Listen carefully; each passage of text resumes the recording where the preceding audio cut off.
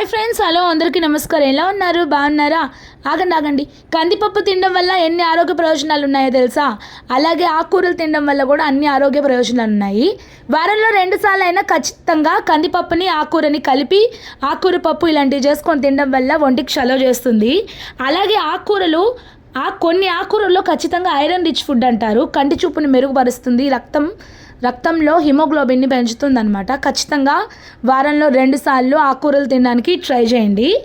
ఇంకా కందిపప్పు విషయానికి వస్తే కందిపప్పు పెసరపప్పు, మినపప్పు, శనగపప్పులతో పోలిస్తే చాలా తొందరగా అరుగుతుంది. కడుపు ఉబ్బరం రాదనమాట. కందిపప్పు దోరగా వేయించి వండితే ఇంకా తొందరగా అరుగుతుంది, గ్యాస్ అసలు పట్టదు. ఖచ్చితంగా వీక్లీ 2 టైమ్స్ అన్నా కందిపప్పు లేదా ఆకుకూర పప్పు తినడానికి ట్రై చేయండి. ఈ ఆకుకూరని మా నెల్లూరు తట్టు అయితే చిర్రాకు అంటారు. కందిపప్పులో ఇదేసి వండితే చాలా టేస్టీగా ఉంటుంది. నచ్చితే సబ్స్క్రైబ్ చేసుకొని ఫుల్ వీడియో చూడండి.